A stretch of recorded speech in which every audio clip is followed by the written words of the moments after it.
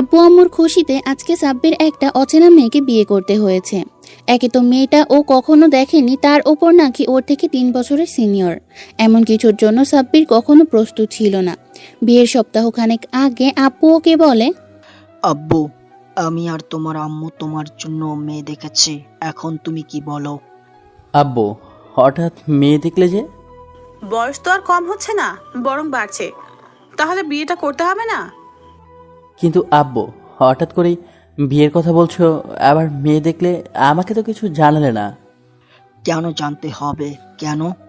আর তুমি না বলেছিলে আমরা যার সাথে বিয়ে ঠিক করব তাকেই বিয়ে করে নেবে?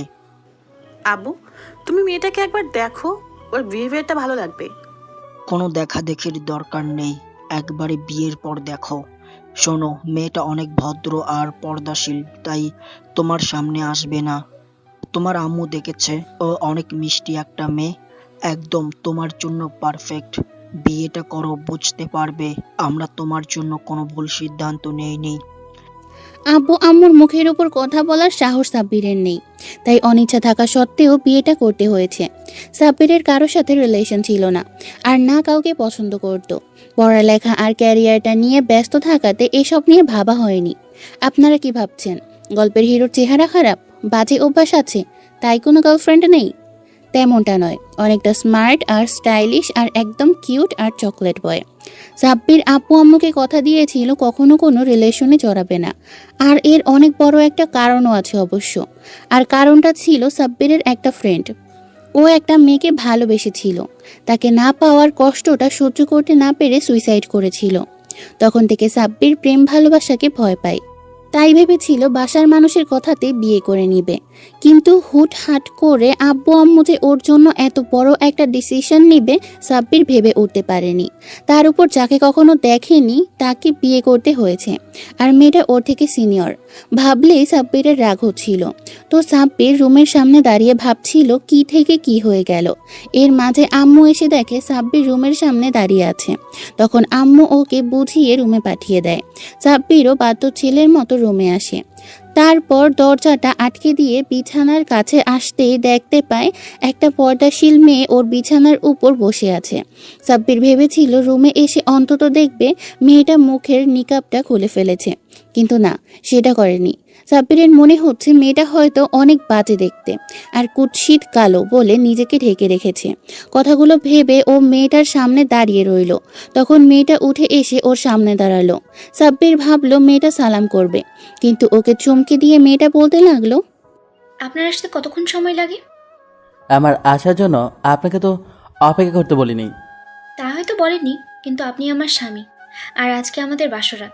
তাহলে আমি আমার স্বামীর জন্য অপেক্ষা করব না কেন? দেখেন, আমাকে নিয়ে এত ভাবতে হবে না আপনার। ঘুম পেলে আপনি ঘুমিয়ে পড়ুন। ঘুমাবো মানে? আপনি আমাকে আদর করবেন না? মেয়েটার হুটহাট এরকম প্রশ্নে সাব্বির অবাক দৃষ্টিতে ওর দিকে তাকিয়ে রইল। তারপর বলল, কেন আদর করতে হবে কেন? বিয়েটাতে স্বামী স্ত্রীকে অনেক বেশি ভালোবাসে, আপন করে নেয়। তাহলে আপনি আমাকে আদর করবেন না কেন? আমি না আপনার বউ? কিসের বউ? আমি আপনাকে স্ত্রী হিসেবে মানি না। যেখানে আপনাকে কখনো দেখিনি সেখানে ভালোবাসতে যাব কেন? আপনি কি আমার উপরে খুব রেগে আছেন? রাগ করে থাকবো না তো কি করব? আপনি আমাকে কেন বিয়ে করেছেন? আগে তো ভালোবাসতাম না, কিন্তু এখন অনেক বেশি ভালোবাসি, তাই বিয়ে করেছি। কিন্তু আমি আপনাকে মন থেকে কখনোই মানতে পারবো না। ইভেন্ট যেখানে আপনাকে কখনো দেখিনি, তার উপর আপনি যেভাবে পর্দা করে রেখেছেন তাতে মনে হচ্ছে আপনি খুব কালো আর কুৎসিত দেখতে। ওই জন্য হয়তো এইভাবে নিজেকে ঢেকে রেখেছেন।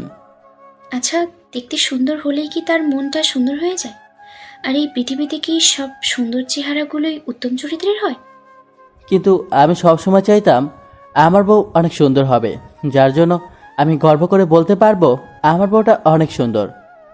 সুন্দর চেহারা হলে কিন্তু তার মনটা সুন্দর হয় না। আমি অত কিছু বলতে চাই না, আমি আপনাকে মেনে নিতে পারবো না, ব্যাস। আমি যদি সুন্দর হতাম তাহলে আপনি হয়তো আমাকে এখন ভালোবাসতেন। বিয়েটা মেনে না নেওয়ার পরও আপনি আমাকে দেখেই আদর করতেন, তাই না? আপনি কিন্তু উল্টাপাল্টা ভাবছেন, একদম এরকম কথা বলবেন না। তাহলে কেমন বলবো? আপনি যেমনটা চিন্তা ভাবনা পোষণ করেছেন আমি তেমনটাই বলছি। মাফ করবেন, স্বামীর মুখের উপরে কথা বলাটা ঠিক না। তারপরেও আপনার এই চিন্তাভাবনার জন্য আর আপনাকে বোঝানোর জন্য আপনার কথার উত্তর আমাকে দিতে হলো। মেয়েটার এমন তারা কথা শুনে সাব্বির অবাক হয়ে ওর দিকে তাকিয়ে রইল। তখন ও আবার বলতে লাগলো, কি হলো, আপনি চুপ করে আছেন যে? আচ্ছা, আপনি কি অন্য কাউকে ভালোবাসেন, নাকি আপনার এই বিয়েতে কোনো মত ছিল না? হ্যাঁ ছিল, আমার অন্য একটা মেয়ের সাথে খুব গভীর সম্পর্ক ছিল, আর আমাদের মাঝে এমন কোনো সম্পর্ক নেই যেটা হয়নি। স্টপ, আর বলতে হবে না প্লিজ। এসব কথা আর বলবেন না। দেখেন, আপনি বিয়ের আগে অনেক অন্যায় করে ফেলেছেন। এর জন্য উপরওয়ালার কাছে আপনার মাফ চাওয়া প্রয়োজন। আর আপনি আমাকে বিয়ে করবেন না, স্ত্রী হিসেবে মানতে পারবেন না, সেটা আপনি আমাকে একটাবার বলতেই পারতেন। কিন্তু সেটা না বলে উল্টো বিয়েটা করে নিলেন। তাহলে এখন আমাকে মানতে পারবেন না কেন? এত কিছুর পরও আপনারা আমাকে স্বামী হিসেবে চাই? আমি না বিয়ের আগে অনেক বড় অন্যায় করেছি, পাপ করে ফেলেছি। আমার মতো বাজে ছেলেকে আপনি ভালোবাসবেন? আমাকে স্বামী হিসেবে কাছে পেতে চান? তাহলে আপনাকে সবাই খারাপ বলবে না যে আপনি একটা বাজে ছেলেকে স্বামী হিসেবে পেয়েছেন, যার কিনা অভ্যাস ছিল মেয়েদের সাথে এরকম বাজে কাজ করা, তাদের সাথে প্রেমের সম্পর্ক করে বেড়ানো। ও, তার মানে আপনি আমার সামনে নিজেকে খারাপ বানানোর জন্য এরকমটা বলেছেন, তাই না? আমি খুব সহজেই বুঝে গেছি কেন এরকম বলেছেন। আপনি কি করে বুঝলেন আমি নিজেকে শুধু খারাপ বানানোর জন্য এরকম কথা বলছি? সব কথা মুখে বলে দিতে হয় না, কিছু কথা বুঝে নেওয়া যায়। এটা তো সিম্পল বিষয়। তাছাড়া আপনি বললেন না এই বিয়েটা মানেন কিনা, আমাকে স্ত্রী হিসেবে মানতে পারবেন কিনা, যেখানে আপনি আমাকে কখনো দেখেননি। তার উপরে আমি কালো না ফর্সা সেটা আপনি জানেনই না। এই জন্যই আপনি আমাকে মেনে নেবেন না। ইভেন বিয়েটা আপনি করতেই চাইছিলেন না। এই জন্য আমি যেন আপনাকে ভুল বুঝি, আপনাকে বাজে ভাবি, আপনার থেকে দূরে সরে যাই, তাই আপনি আমার সামনে এভাবে নিজেকে ছোট করলেন, তাই না? দেখেন, মানুষ নিজেকে ছোট করলেই সে ছোট হয়ে যায় না। সে কেমন, কি তার পরিচয়, সেটা তার ব্যবহারই বোঝা যায়। তাছাড়া আমার বিশ্বাস আপনি এমন কোনো কাজ করতেই পারেন না। কিন্তু আপনি তো আমাকে কখনো দেখেননি, আর আপনি আমার বিষয়ে জানলেন কি করে যে আমি এমনটা করতে পারি না? সবার জন্য সব কিছু দেখতে হয় না আর বুঝতে হয় না। আর আমি আপনাকে না দেখলেও আমার বড় ভাইজান আপনাকে দেখেছিল, দূর থেকেই ফলো করতো। আপনি কেমন, কোথায় যান, কোথায় জানার চেষ্টা করতো। তাই ভাইজান সবটাই জানতো। তার উপরে যখন আপনার আব্বু আম্মুরা আমাকে পছন্দ করেছিলেন আর আমার হাতগুলো আপনার জন্য চেয়েছিল, তখন আমার আব্বু আম্মু বারণ করতে পারেনি। তার মানে সবটা প্ল্যান করেই করেছিলেন। তাহলে যখন আপনি জানতেন আমি ইসলামিক শিক্ষায় শিক্ষিত নই, জেনারেল লাইনে পড়াশোনা করেছি, আর আপনার মতো করে আপনাকে ভালোবাসতে পারবো না, আপনার মনের মতো হব না, তাহলে আপনি আমাকে বিয়ে কেন করলেন? এক প্রকার তেমনটাই বলতে পারেন, কারণ আপনার আব্বু আম্মু আমাকে অনেক আগে থেকেই পছন্দ করতো। সেটা বলতে পারিনি। ভাইজান ভেবেছিল একটা ভালো ছেলের হাতে আমাকে তুলে দিবে। তাই যখন জানতে পারে আপনার আব্বু আম্মু আমাকে পছন্দ করে, তখন থেকেই আপনার উপরে নজর রাখতো। ভেবেছিল ওনাদের সাথে কথা বলবে, তার আগেই আপনার আব্বু আম্মু বাসায় গিয়ে কথা বলে। তাছাড়া জেনারেল লাইনে পড়লে যে সে ভালো হবে না, তার শিক্ষা দীক্ষা নেই, সে ইসলামিক শিক্ষায় শিক্ষিত হতে পারে না, তেমনটা কিন্তু নয়। আর আপনি এখন হয়তো একটু ভুলের পথে আছেন, কিন্তু আস্তে আস্তে সব ঠিক হয়ে যাবে। উপরওয়ালা কখন কার হিদায়ত রেখেছে সেটা একমাত্র উনিই জানেন। আর যতদূর শুনেছি আপনি কোনো বাজে কাজ করতে পারেন না। আপনি এত শিওর হলেন কি করে আমি আপনাকে একটা সময় ভালোবাসবো আর আপনার কথাতে আপনার মতে চলবো? আপনি কোথায় শুনলেন আমি কোনো বাজে কাজ করিনি? আমি কোনো বাজে ছেলে না। বললাম না, যে নিজেকে ছোট বানানোর চেষ্টা করে সে কখনো বাজে হতে পারে না। আর আমি তো আপনাকে কখনোই আমার মতো আপনাকে চলতে বলিনি। ওরওয়ালার খেয়াল খুশি মতো চলতেই হবে। আমি কারোর উপরে দায়িত্ব বোঝা চাপিয়ে দিতে চাই না। আমার ভালোবাসাটা দিয়ে আপনাকে পাল্টে দিতে চাই। এটাকে যদি আপনি আদেশ নিষেধ কিংবা দায়িত্ব ভাবেন, তাহলে আপনার ভুল ধারণা। আমি আপনাকে কোনো কাজে জোর করব না।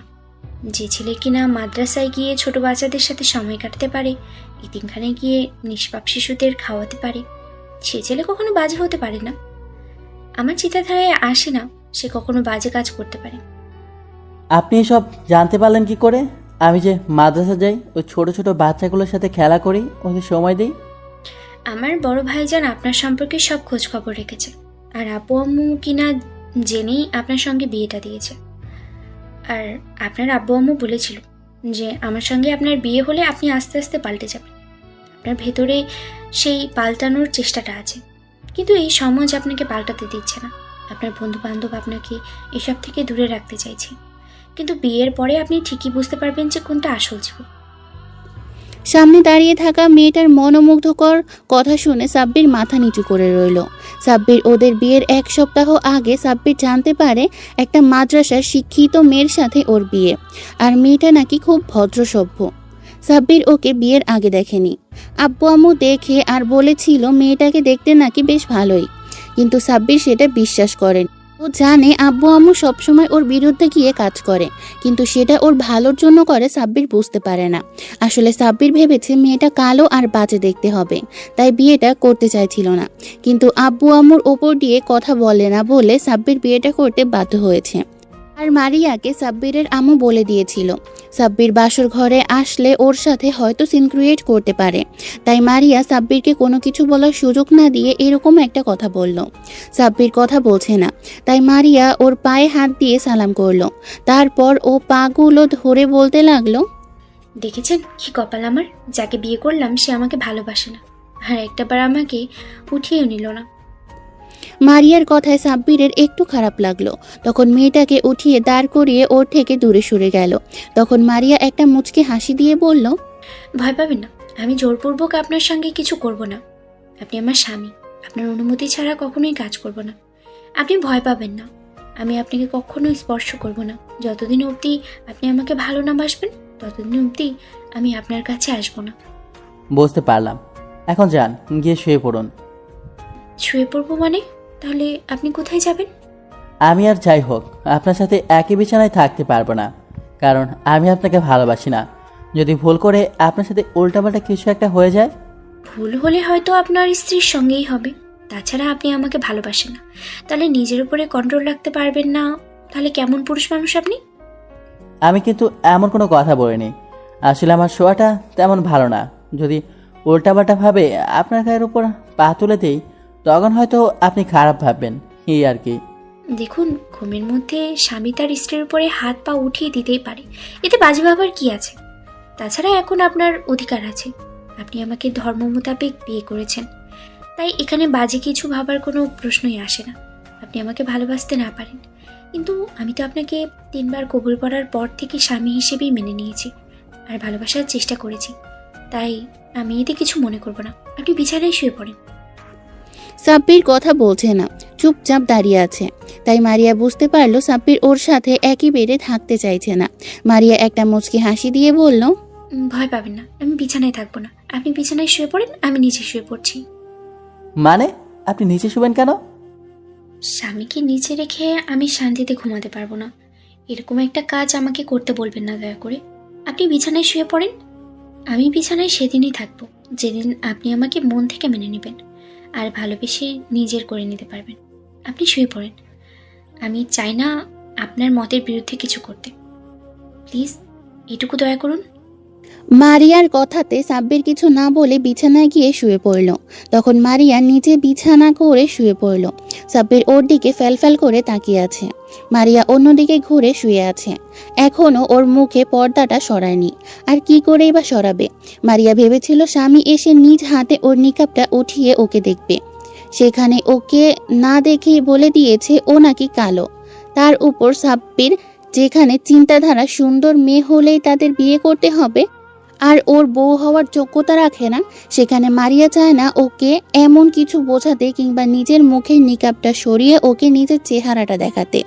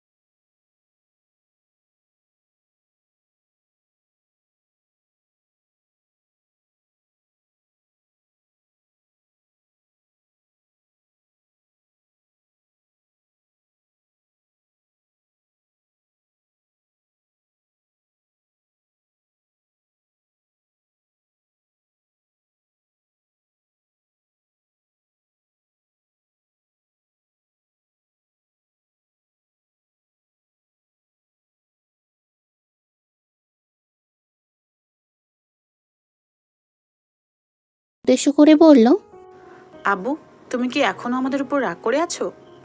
কেন আম্মু, তোমার হঠাৎ এই কথা মনে হলো কেন?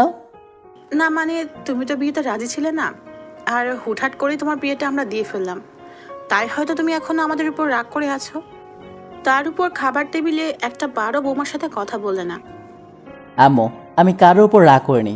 আমি তো তোমাদের আগেই বলেছিলাম আমার কোনো পছন্দ নেই, তোমাদের পছন্দেই আমার পছন্দ। তার মানে মারিয়া মাম্মনিকে তোমার ভালো লেগেছে, ও তোমার মনের মতো বউ হয়েছে। তোমার জন্য যোগ্য জীবনসঙ্গীকে আমরা তোমার হাতে তুলে দিতে পেরেছি। আম্মু, আমি তো তোমাদের বলেছিলাম যে তোমরা আমার জন্য যাকে পছন্দ করবে আমি তাকেই বিয়ে করে নেব। হ্যাঁ, এটা ঠিক যে হুটহাট করে তোমরা আমাকে বিয়েটা দেওয়াতে একটু রেগেছিলাম, আর যখন তোমরা আমার জন্য কিছু সিলেক্ট করেছো আর সেটা হয়তো আমি প্রথমবার না করলেও পরে সেটা মেনে নিতে বাধ্য হয়েছি, কারণ আমি জানি তোমরা আমার জন্য যেটা সিলেক্ট করবে সেটা খুব ভালোই হবে। দেখো আব্বু, তুমি যদি রাগ করে থাকো তাহলে সেটা সরাসরি বলে দাও। তাছাড়া এই মেয়েটা কিন্তু আমাদের বিশ্বাস করে তোমার বউ হিসেবে বাসায় রেখেছে, তুমি ওকে কখনো কষ্ট দিও না।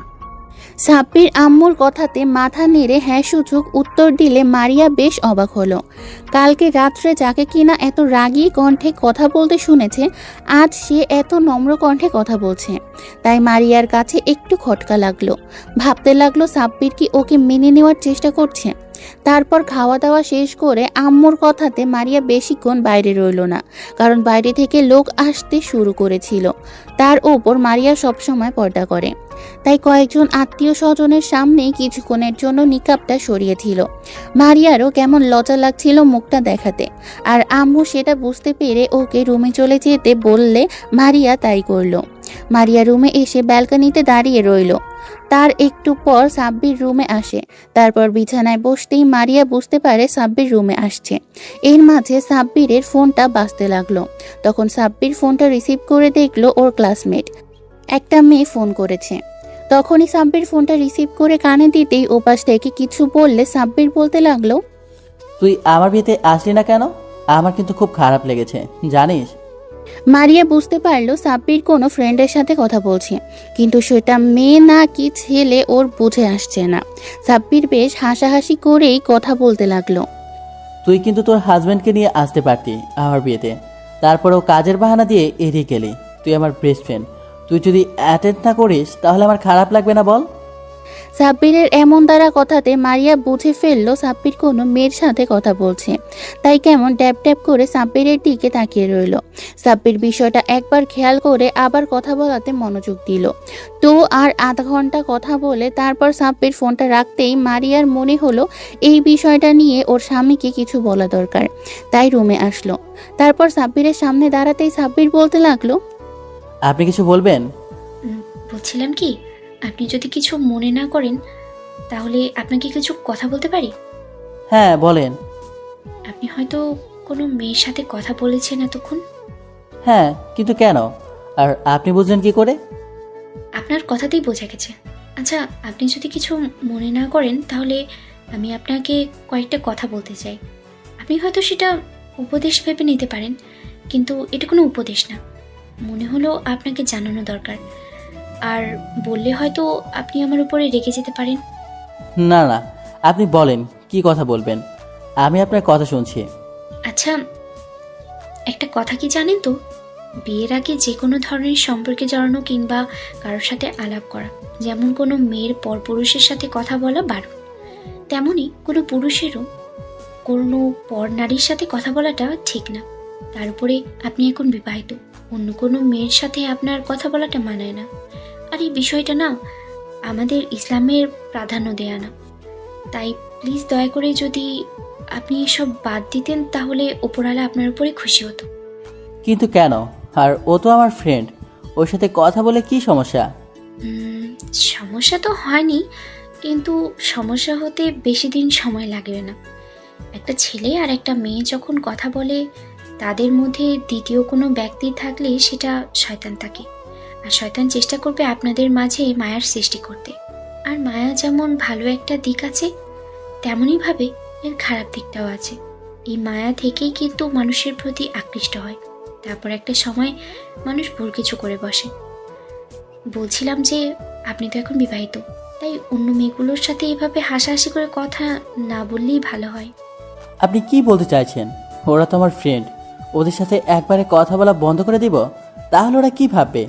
ওরা কি মনে করবে না বউ পেয়ে আমি ওদেরকে ভুলে গেছি?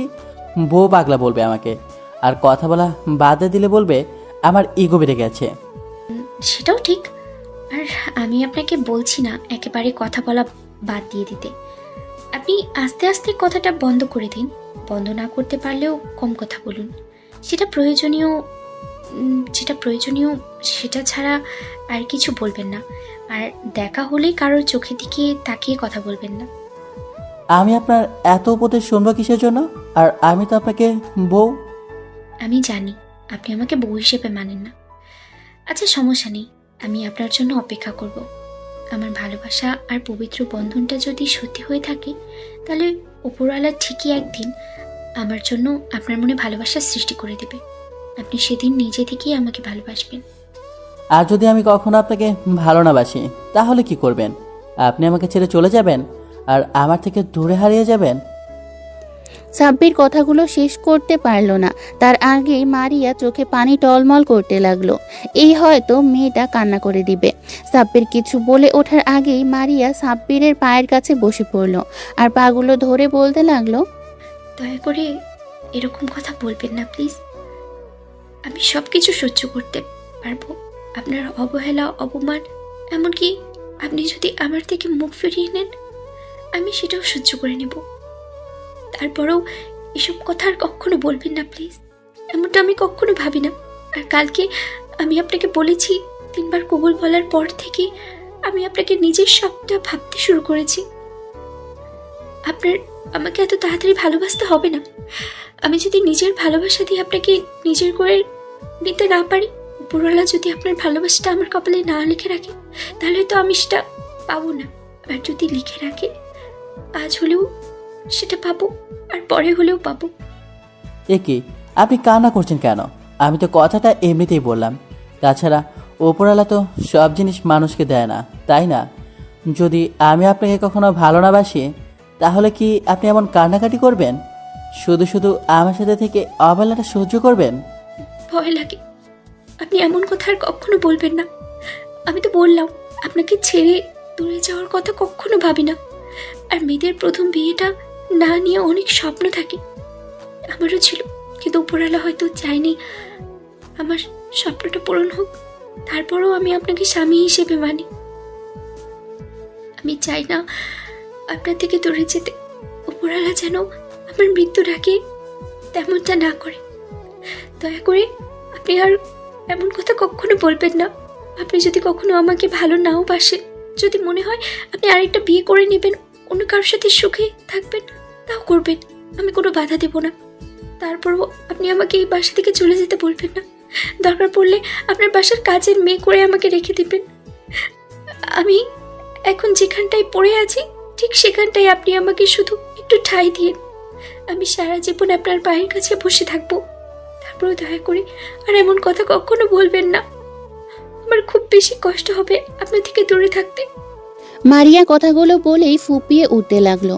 ওর এমন কান্না দেখে সাব্বিরের অনেকটা মায়া হলো। ও মারিয়াকে উঠিয়ে পাশে বসিয়ে দিয়ে তারপর নিজ হাতে চোখের পানিগুলো মুছে দিতেই মারিয়া আবেগটা আর কন্ট্রোল করতে পারল না। হঠাৎ করে সাব্বিরকে জড়িয়ে ধরলো। ওর এমন দ্বারা কাঁদছে সাব্বির হতভম্ব হয়ে গেল। মেয়েটা ওকে জড়িয়ে ধরতেই কেমন যেন শরীরের মধ্যে অদ্ভুত এক অজানা শিহরণ শরীরের মধ্যে ঢেউ খেলে গেল। সাব্বির চুপ করে আছে, ওর শরীরটা কেমন ঠান্ডা হয়ে আছে। রিয়া কথাগুলো বলছে আর বারবার ফুপিয়ে উঠছে। একটা সময় না চাইতেও সাব্বির ওর মাথায় হাত বুলিয়ে দিতে লাগলো। এর মাঝে হঠাৎ করেই কারো কাশির শব্দ পেয়ে মারিয়া তাড়াহুড়ো করে সাব্বিরকে ছেড়ে দিল। তারপর দরজার দিকে তাকাতেই খেয়াল করলো আম্মু দাঁড়িয়ে আছে। মারিয়া প্রচণ্ড পরিমাণে লজ্জা পেয়ে গেল, তাই তাড়াহুড়ো করে ব্যালকনিতে চলে গেল। মারিয়া যেতেই আম্মু এসে সাব্বিরের সামনে দাঁড়ালো। তখন ও আম্মুর হাতটা ধরে পাশে বসিয়ে দিল আর বলল, আম্মু, তুমি কিছু বলবে? হ্যাঁ, অনেক কিছুই বলার ছিল, কিন্তু তোমাদের দেখে আমি যা বলতে এসেছিলাম সেটা হয়তো আর বলার প্রয়োজন হবে না। আম্মু, তোমার কথার আগাগোড়া আমি কিছুই বুঝতে পারছি না। কি হয়েছে বলবে তো? আমি ভেবেছিলাম তুমি হয়তো মারিয়া মামনিকে মানতে পারোনি, কিন্তু মেয়েটা এতটাই মিষ্টি যে কেউ ওর প্রতি কয়েক ঘন্টাতেই মায়া পড়ে যাবে। আমি কয়েকটা দিন ওকে মাদ্রাসায় দেখেছিলাম, তখন থেকেই আমি ওকে মনে মনে ছেলের বউ করার কথা ভেবে ফেলেছিলাম। ভেবেছিলাম এই মিষ্টি মেয়েটা যদি আমার ছেলের বউ হয় তাহলে আমার ছেলেটা হয়তো পাল্টে যাবে, আমার পরিবারটাই হয়তো দিনের পথে চলে আসবে, আলোময় হয়ে উঠবে। আম্মু, আমি তোমার কথাগুলো বুঝতে পারছি না, আমাকে একটু বুঝিয়ে বলবে প্লিজ? আর কিচ্ছু বুঝতে হবে না, আমি সবটা বুঝে গেছি। তুমি আমার বৌমাটাকে শুধু কষ্ট দিও না, আর খুব শীঘ্রই আমাদের দাদু দিদার একটা শুনিয়ে ফেলো, কেমন? তাহলে আমরা আরো অনেক বেশি খুশি হব। আম্মুর কথাতে সাব্বির অবাক হয়ে ওনার দিকে তাকিয়ে রইল। আম্মু ওকে আরো কিছুক্ষণ বুঝিয়ে চলে গেল। সাব্বির তখন ভাবতে লাগলো, কাল বিয়ে হলো আর আজকে নাতি নাতনি দাবি করছো? উপরওয়ালা আমাদের বন্ধনটা হয়তো শক্ত করে দেননি, আর আমি যেখানে মেয়েটাকে মেনে নিইনি সেখানে কি করে আবার বেবি আসবে? সাব্বির এক মনে কথাগুলো ভেবে চলেছে। এর মাঝে মারিয়া এসে আবার ওর সামনে দাঁড়ালো। তখন সাব্বির বলল, আপনি কিছু বলবেন? আসলে তখনকার জন্য আমি দুঃখিত। আমি হঠাৎ করে ওই রকমটা ইমোশনাল হয়ে পড়েছিলাম। আপনি তখন এমন একটা কথা বললেন যার জন্য খারাপ লেগেছিল, তাই আপনাকে। এতে দুঃখিত হওয়ার কি আছে? আর কি এমন করলেন যার জন্য দুঃখিত হতে হচ্ছে? তখন আপনাকে ওইভাবে জড়িয়ে ধরলাম, আর আপনি তো আমাকে স্পর্শ করতে চান না। বলেছিলাম তখন আপনার কাছে যাব না, কিন্তু এর মাঝেই 2বার আপনাকে স্পর্শ করে ফেলেছি। সকালে একবার আম্মু বলেছিল আপনাকে ডাকার জন্য, তাই আপনাকে না বলে স্পর্শ করেছিলাম। আর এখন আবেগটাকে কন্ট্রোল করতে পারিনি, তাই আপনাকে স্পর্শ করে ফেললাম। দয়া করে আপনি আমার উপরে রাগ করবেন না। আপনার অনুমতি ছাড়া আমি আপনাকে টাচ করেছি। মারিয়ার কথাগুলোতে বারবার সাব্বির অবাক হয়ে যাচ্ছে। তারপর কিছুক্ষণ মেয়েটার দিকে তাকিয়ে রইল। তখন ও ভয়ার্ত কণ্ঠে বলতে লাগলো, কি হলো? আপনি এখনো রাগ করে থাকবেন আমার উপরে? দয়া করে মাফ করে দিন। না না, রাগ করিনি। আসলে ভাবছিলাম আপনার কথার কি জবাব দেব। তাছাড়া যেখানে অন্যান্য সব সম্পর্কে স্বামী তার স্ত্রীকে ইচ্ছে মতো স্পর্শ করে, স্ত্রী তার স্বামীকে যখন তখন স্পর্শ করে, সেখানে আপনি বারবার আমার কাছ থেকে অনুমতি নিচ্ছেন আর না চাইতে স্পর্শ করার জন্য আমার কাছে ক্ষমা চাইছেন। এটা কি আমাদের ইসলামে আছে? হ্যাঁ, অবশ্যই আছে। কারণ স্বামী স্ত্রীর জন্য আল্লাহ দেওয়ার শেষ আশ্রয়স্থান। আমাদের নবী সাল্লাল্লাহু আলাইহি ওয়াসাল্লাম বলেন, আল্লাহর পরে যদি কাউকে সেজদা করার অনুমতি থাকতো তাহলে উনি সকল স্ত্রীদের বলতেন যেন তার স্বামীকে সেজদা করে, কিন্তু আল্লাহ ছাড়া কারোর সামনে মাথা নত করতে নেই বলেই তিনি এই প্রথাটা চালু করেননি। বিয়ের পরে স্ত্রীকে তার স্বামীর সব কথা শুনে চলতে হয়। স্বামী যদি তার স্ত্রীকে না খাইয়েও রাখে, তারপরেও ওই স্ত্রী যেন স্বামীর মুখের উপরে কথা বলার সাহস যেন না করে। কিন্তু তাতে তো আপনাদের উপর অধিকার চাপিয়ে দেওয়া হয়। আপনার কাছে তেমনটা মনে হতে পারে, কিন্তু একজন মেয়ের কাছে তার শেষ আশ্রয়স্থান যেমন স্বামী হতে পারে, তেমনি স্বামীর কথাটা শোনাও তার দায়িত্ব। আর স্বামীর একটা কথার অবাধ্য হলে সে মেয়ে নিশ্চিত জাহান্নামে যাওয়ার জন্য প্রস্তুত থাকবে। তাই আমি চাই না আপনার কথার অবাধ্য হতে। আপনাকে স্পর্শ করার জন্য আপনি আমাকে মাফ করবেন প্লিজ। আমি রাগ করিনি তো, এত মাপ চাইতে হবে না আপনাকে। তাছাড়া আপনি তো আমার স্ত্রী, আপনি আমাকে স্পর্শ করতেই পারেন। হ্যাঁ, করতে পারি, কিন্তু সেটা আপনার অনিচ্ছায় না। আর আপনি তো আমাকে স্ত্রী হিসেবে মানেন না। যেখানে বিয়েটা নিজের ইচ্ছায় করেননি সেখানে স্ত্রী হিসেবে মানবেনই বা কি করে? আপনি বারবার এসব কথা আমাকে মনে করে দিচ্ছেন, তাই না? আমি তার জন্য দুঃখিত। এছাড়া আমি আপনাকে এসব মনে করাতে চাই না। আমি নিজেই মনে রাখতে চাই যেন আপনার উপরে বেশি অধিকার না দেখিয়ে ফেলি। তাতে হয়তো আপনি আমার উপরে রেগে যাবেন, আর স্বামী স্ত্রীর উপরে রেগে গেলে সেই স্ত্রীকে কঠোর শাস্তি পেতে হবে মৃত্যুর পর। কিন্তু এসব নিয়ে তো আমরা কোনো চিন্তা ভাবনাই করি না। যে যেমন করে পারছে লাইফের সামনের দিকে এগিয়ে যাচ্ছে, এসব চিন্তা ভাবনা তো আমাদের মাথাতেই নেই। সেটাই তো সবচেয়ে বড় সমস্যা। সবাই মনে করে আল্লাহর পথে চলতে গেলে, তার আদেশ নিষেধ মানতে গেলে অনেক কষ্ট করতে হয়। কিন্তু একবার শুধু সেই রাস্তাটার মধ্যে আপনি হাঁটতে শুরু করলে দেখবেন ইসলাম আপনাকে কত সুন্দর করে জীবনযাপন করতে শিখিয়েছে। প্লিজ এসবকে কঠোর ভাববেন না। তাহলে উপরওয়ালা নারাজ হবে আপনার প্রতি। না না, তেমনটা কেন হবে? কিন্তু আমি এসব প্রথম শুনছি। আমি তো বলেছি আপনাদের মতো ইসলামী শিক্ষায় শিক্ষিত নই, ওই জন্য আমার অনেক কিছুই ধারণার বাইরে আছে। আপনি একটু আমাকে বলে দিবেন, তাহলে আমার বুঝতে সুবিধা হবে। হ্যাঁ অবশ্যই, আপনি যদি বলেন আমি আপনাকে সবটা শিখিয়ে দেব। মারিয়া চুপচাপ দাঁড়িয়ে রইল। তখন সাব্বির ওকে বসতে বললে মারিয়া ওর পাশে বসলো। মারিয়া মনে একটা প্রশ্ন বারবার ঘুরপাক খেতে লাগলো, যেটা সাব্বির বুঝতে পেরে বলতে লাগলো, আপনি মনে হয় আমাকে আবার কিছু বলতে চাচ্ছেন, তাই না? বলুন, কি বলবেন? বলছিলাম কি, আপনাকে একটা কথা জিজ্ঞেস করলে আপনি কিছু মনে করবেন না তো? আর রাগ করবেন না তো আমার উপরে? না না, রাগ করবো কেন? আর আপনি যেটা বলছেন আমি তাতে নতুন কিছু শিখছি, তাতে রাগ করার কি আছে? আর আপনার প্রত্যেকটা কথার মধ্যে আমি স্বাভাবিক জীবনযাপনে অনেক সুন্দর ধারণা খুঁজে পাচ্ছি। আপনি বলুন, কি বলবেন? বলছিলাম কি, আপনি কোরআন পড়তে পারেন? মারিয়ার এরকম কথাতে সাব্বির কি জবাব দেবে জানে না। আসলে কখনো তেমন ভাবে কোরআন শিক্ষাটা নিয়ে ওঠা হয়নি। চেষ্টা করেছিল কিন্তু শিখে ওঠা হয়নি, তাই সাব্বির চুপ করে আছে। তখন মারিয়া বলতে লাগলো, আপনি যদি কিছু না মনে করেন তাহলে আমি উপদেশ নেন। বলছি কি, এই কোরআন শিক্ষা আয়াত করাটা আমাদের জন্য ফরজ, তাই আপনি কি শিখে নেবেন তাহলে অনেক ভালো হতো। আপনার যে সহজ সরল লাইফটা সামনে এগিয়ে নিয়ে যেতে চাচ্ছেন, তাতে আর অসুবিধা হতো। আল্লাহর কোরআন পড়লে আপনার মন মস্তিষ্ক অনেক শিথিল থাকতো, আপনার রাগটাও কন্ট্রোল চলে আসতো। তাই আপনি যদি শিখে নিতেন ভালো হতো। আসলে কয়েকবার শেখার চেষ্টা করেছি, হয়ে ওঠেনি। কিন্তু আপনি এটা ভাববেন না যে আমি নামাজ আদায় করতে পারি না। অবশ্য নামাজ আদায় করতে পারি। আমি জানি প্রত্যেক মুসলমানের, মুসলিম পরিবারের সন্তানদের এটা করাটা সবচেয়ে বড় গুরুত্বপূর্ণ।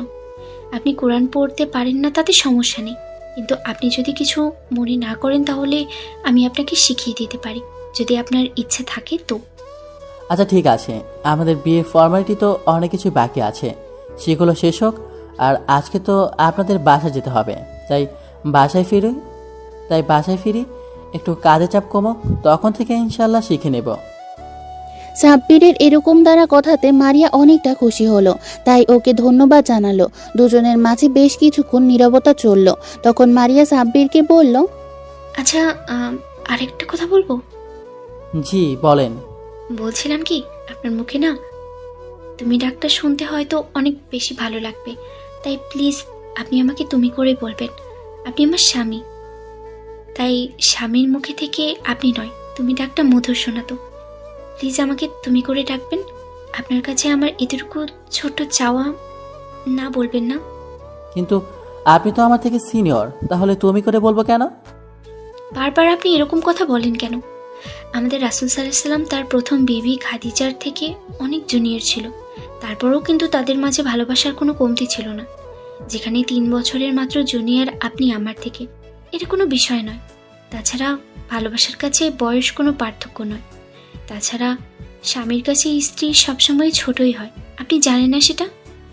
বললাম তো আমি অনেক কিছু জানি না, আপনি শিখে পড়িয়ে নেন।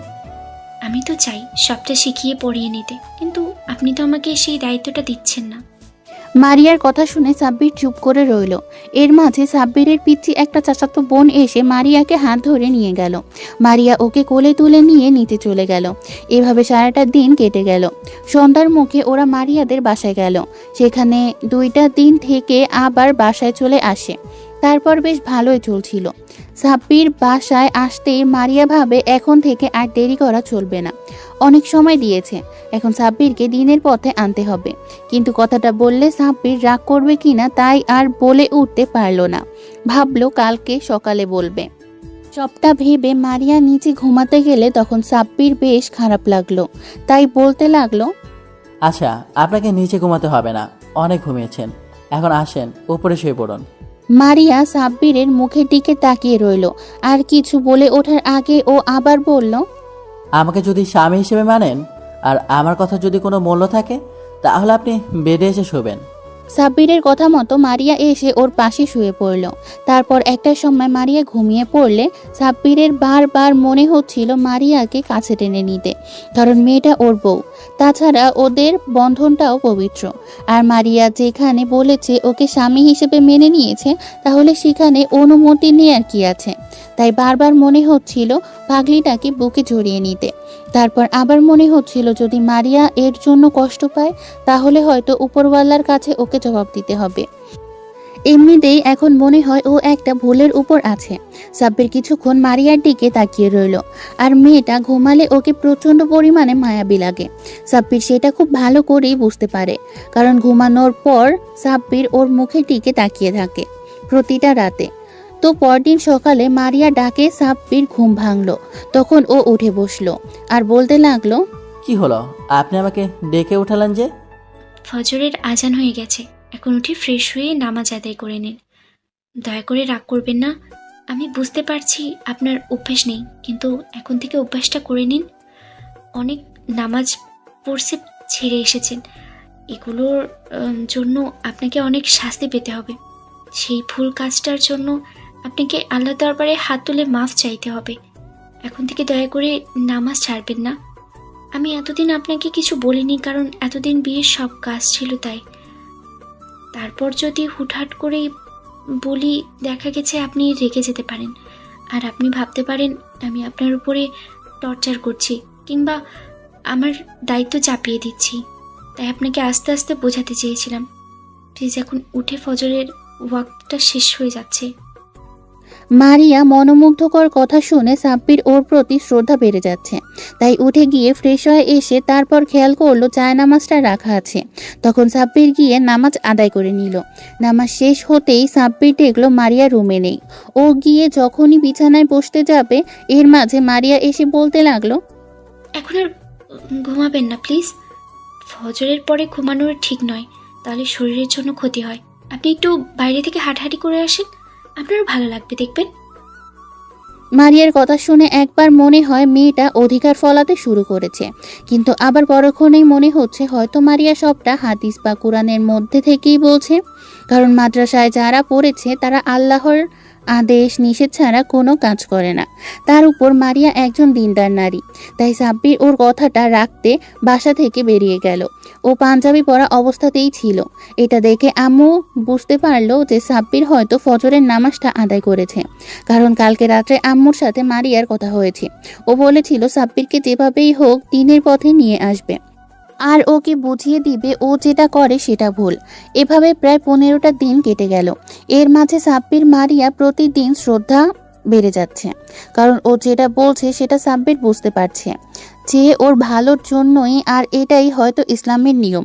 প্রথমে সাব্বিরের কাছে সবকিছু কঠিন লাগলেও আস্তে আস্তে কেমন যেন অভ্যাসে পরিণত হয়ে যাচ্ছে। যে ছেলেটা কিনা এক ওয়াক্ত নামাজ আদায় করতো না, সে ছেলেটা এখন এক ওয়াক্ত নামাজ ছাড়ে না। 15 দিনে সাব্বির এখন রেগুলার মসজিদ মুখ হয়ে গেছে। আর ফজরে এখন আর সাব্বিরকে ডেকে উঠাতে হয় না, নিজেই উঠে নামাজ আদায় করে নেয়। মাঝে মধ্যে তো মারিয়ার আগে ওঠে, তারপর ওকে ডেকে ওঠায়। এমন কিছু দেখে মারিয়া অবাক হয়ে যায়। সাব্বির এরকম ধারা পরিবর্তন দেখে আব্বু আম্মু অনেক খুশি হয়েছে আর মারিয়াকে ধন্যবাদ জানিয়েছে। অন্যদিকে মারিয়ার মনটা খারাপ থাকে প্রায়, কারণ মারিয়া এখনো ওকে মন থেকে মেনে নেয়নি। সাব্বির বুঝতে পারে মারিয়া প্রতি রাতে নফল নামাজ আদায় করে কান্নাকাটি করে আল্লাহর দরবারে ওকে পাওয়ার জন্য।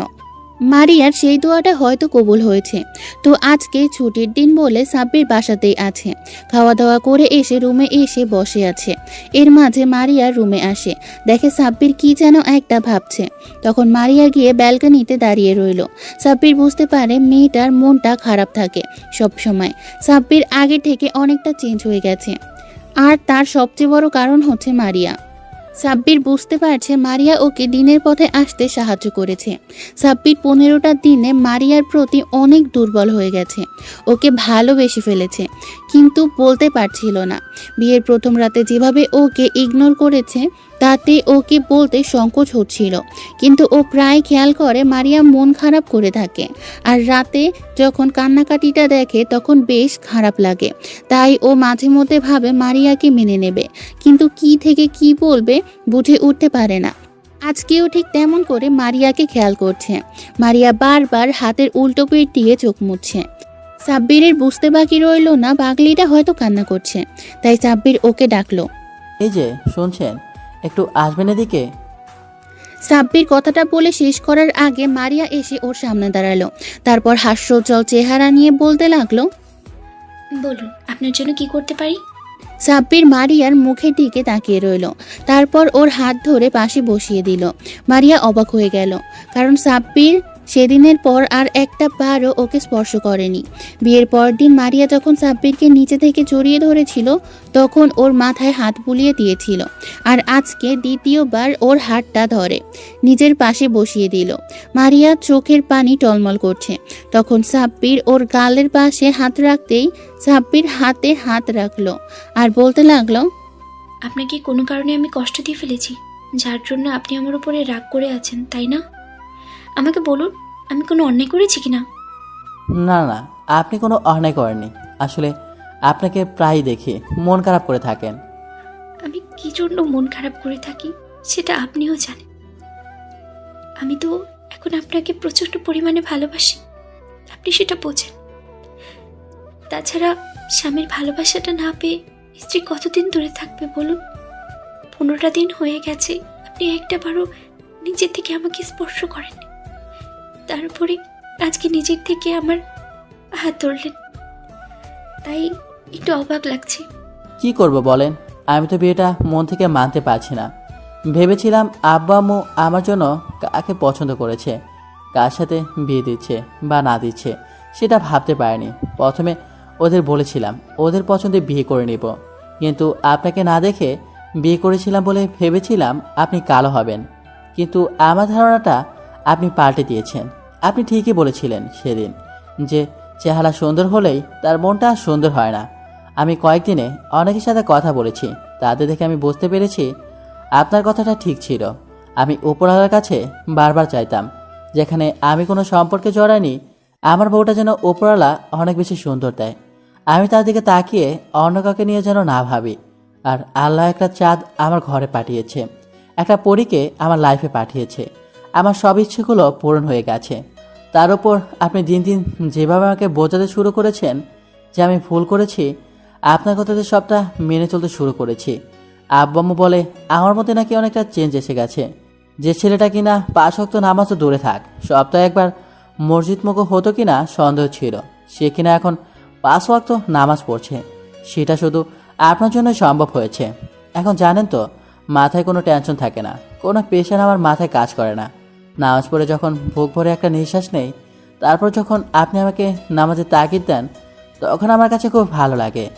আর যখন সকালে ডেকে তোলেন, তারপর কোরআন শিক্ষার জন্য বলতে থাকেন, তখন আমার কাছে এতটা ভালো লাগে আপনাকে বলে বোঝাতে পারবো না। সব কিছুর জন্য আপনাকে অসংখ্য ধন্যবাদ। আর ধন্যবাদ ওপরওয়ালাকে, যার জন্য আমি এত সুন্দর একটা জীবন সঙ্গিনীকে পেয়েছি। দয়া করে ধন্যবাদ দিবেন না, এটা আমার কর্তব্য ছিল। সকল স্ত্রীর কর্তব্য তার স্বামীকে দিনের পথে আনার, আর একজন স্ত্রী পারে তার স্বামীকে আল্লাহর পথে দিকে ধাবিত করতে। আর আমিও হয়তো উপরওয়ালার কাছে আপনার জন্য একটা মাধ্যম ছিলাম, তাই মাধ্যম হিসেবে আপনার লাইফে এসে আপনাকে একটু সাহায্য করেছি। তাছাড়া আপনার মধ্যে ইচ্ছে ছিল বলেই আপনি এগোতে পেরেছেন, তাই ধন্যবাদ দেওয়ার কিছুই নেই। হ্যাঁ, সেটা হয়তো নেই, কিন্তু আমি এই 15টা দিনে অনেক কিছু ভেবে নিয়েছি। জি বলেন, কি ভাবছেন? তার আগে এখন থেকে আপনি আমাকে তুমি করে বলবেন, তাহলেই হবে। কিন্তু আপনি তো আমাকে আপনি করে বলেন, তাহলে কিভাবে হবে? ওকে, আমিও তুমি করে বলবো, আপনি বলবেন, তাহলেই তো হয়ে যায়। ঠিক আছে, আপনি কথাগুলো বলতে চাচ্ছিলেন আর আমি ভেবেছিলাম আমি কোনো ভুল করেছি, তার জন্য আপনি হয়তো আমাকে এভাবে ডেকেছেন। কেন, আমি আমার বউকে আমার কাছে ডাকতে পারি না নাকি? না না, সেটা কেন নয়। আর আমি তো আপনার জন্য সবসময় প্রস্তুত, আপনি যা বলবেন আমি সেটাই শুনবো। আমি বলছি কি, তুমি এখনো কিন্তু আমাকে তুমি করে বলছো না। আমার না কেমন লজ্জা লাগছে আপনাকে তুমি করে বলতে। তাহলে কি করে হয়, আমিও কিন্তু তুমি করে বলবো না। এ তো গেল আমার লাইফে চেঞ্জ হওয়ার কথাটা। তুমি যখন থেকে আমার লাইফে এসেছো, আমি ভাবতে শুরু করেছি তুমি হয়তো আমার জন্য পারফেক্ট ছিলে। উপরওয়ালা হয়তো এতদিন এই জন্যই প্রেম ভালোবাসা থেকে আমাকে দূরে রেখেছিলেন, যার মায় আমি বারবার পড়তে পারি। আমি তোমাকে ভালোবেসে ফেলেছি। ভালোবাসতে সারা জীবনের প্রয়োজন হয় না, 15 দিনের মধ্যেও ভালোবাসা যায়। সেটা আমি তোমাকে দেখার পরই বুঝেছি। আর প্রেম করে বিয়ে করলে যে তাদের সম্পর্কটা সুন্দর হয়েছে সেটা কিন্তু নয়। তোমাকে দেখার পর মুগ্ধ হয়েছি। যতই তোমার কথাগুলো শুনছিলাম ততই নিজেকে ভাগ্যবান মনে হচ্ছিল, কারণ তোমার মতো একটা মেয়েকে আমার সঙ্গী করে পেয়েছি। তাই তুমি কখনো আমাকে ছেড়ে যেও না, প্লিজ। সাব্বির কথাগুলো বলে শেষ করতে পারল না, তার আগেই মারিয়া ওর বুকে ঝাঁপিয়ে পড়ল, খুব শক্ত করে জড়িয়ে ধরে কান্না করে দিল। মারিয়া বুঝতে পারল সাব্বিরের এখন সম্মতি আছে ওকে মেনে নেয়াতে। এবার সাব্বিরও মারিয়াকে জড়িয়ে ধরে মাথায় হাত বুলিয়ে দিয়ে বলল, আর কান্না করতে হবে না পাগলি। তুমি প্রত্যেক রাতে তাহাজ্জুদের নামাজ পড়ে যখন ওপরওয়ালার কাছে দোয়া করতে, সেই দোয়াটা কিভাবে বিফলে যেতে পারে? এত বেশি চোখের পানি ফেললে সেই পানিটা কখনো বিফলে যায় না। তাই আমি তোমার ভালোবাসাটা বুঝতে পেরেছি। প্লিজ এখন কান্না করিও না। আমি জানতাম উপরওয়ালার কাছে আমি যেটা চাইবো উনি আজ হোক কিংবা কাল হোক দেবে। আর আমি জানতাম আমি ধৈর্য ধরে থাকলে উপরওয়ালা সেটা আমাকে দেবেন। আমি আজকে অনেক খুশি, জানো তো। উপরওয়ালার কাছে হাজার শুকরিয়া। উনি যেন সারা জীবন এমন করেই আমাকে তোমার বুকে থাকার সুযোগটা দেয়। আমি যেন তোমাকে কখনো কষ্ট দিয়ে না ফেলি, সব সময় যেন ভালোবেসে আগলে রাখতে পারি। আচ্ছা ঠিক আছে, আর কান্না করতে হবে না। সাব্বির মারিয়াকে ছাড়িয়ে নিয়ে ওর চোখের পানি মুছে দিল। সারাটা দিন মারিয়া সাব্বিরের বুকে থাকলো। ওর মনে হচ্ছে জীবনের সবচেয়ে সুন্দর মুহূর্তগুলো ও আজকে পেয়েছে। যার কাছে সবচেয়ে বেশি সুখী থাকবে তাকে পেয়ে গেছে। আল্লাহর দরবারে হাজার লাখো কোটি শুকরিয়া আদায় করলো। তো রাতে সাব্বির রুমে আসলে দেখলো রুমটা বেশ সুন্দর করে সাজানো। সাব্বির অবাক হলে তারপর দরজাটা আটকে দিয়ে আসতেই মারিয়া বিছানা ছেড়ে উঠে এসে যখনই ওকে সালাম করতে যাবে তখনই সাব্বির ওকে উঠিয়ে বুকের সাথে জড়িয়ে নিল। তখন মারিয়া বলল, অবাক হবার কিছু নেই। আম্মুকে আমি সবটাই বলতাম, কারণ আম্মুর থেকে আমি কিছু লুকাতে পারতাম না। আর তুমি তো জানো আমি কখনো মিথ্যে বলি না। এই জন্য আম্মু সবটা জানতে পেরে আজকে আমাদের বাসর ঘরটা সাজিয়ে দিয়েছে। আমাদের নতুন করে সব কিছু শুরু করতে বলেছে। তুমি আমার উপরে রাগ করোনি তো আম্মুকে সবটা বলাতে? না না না, আমি আমার বোটের উপর রাগ করতে পারি বলো? আর তুমি যেটা করেছো সেটা আমাদের ভালোর জন্যই করেছো। আচ্ছা শোনো, আমি ভেবেছি যেহেতু আজকে আমাদের বাসটা নতুন করে হচ্ছে, তাই আমি চাই সব কিছুই ওপরওয়ালার আদেশ নির্দেশ মেনেই হোক। তোমার অজু থাকলে চলো আমরা 2 রাকাত নামাজ আদায় করে নেই, তারপর আমরা নতুন জীবন শুরু করব, কেমন? সাব্বিরের কথাতে মারিয়ার মনে হচ্ছে যে মানুষটাকে বিয়ের পর ভালোবাসার মতন একটা কঠিন সিদ্ধান্ত নিয়েছে সেটা বিফলে যায়নি। মানুষটা এখন রক্তে রক্তে নিঃশ্বাসে নিঃশ্বাসে ওর সাথে মিশে যেতে চাইছে, ওর মনের মতো হয়ে ওঠার চেষ্টায় আছে। কি হলো, যাও অজু করে আসো। তুমি জানো না আমি সবসময় পবিত্র থাকার চেষ্টা করি। তাহলে আর দেরি কেন, চলো নামাজ আদায় করে নেই। স্বামীর কথাতে সায় দিয়ে মারিয়া নামাজে দাঁড়িয়ে যায়। তারপর নামাজ শেষ করে সাব্বির মারিয়াকে কোলে উঠিয়ে নিয়ে বিছানায় বসিয়ে দেয়। তারপর যখনই ও উঠে দাঁড়ায় মারিয়া বলতে শুরু করে, তুমি কোথায় যাচ্ছ? তুমি একটু বসো, আমি আসতেছি। সাব্বির আলমারি থেকে কিছু একটা বের করে এনে তারপর মারিয়ার সামনে রাখলো।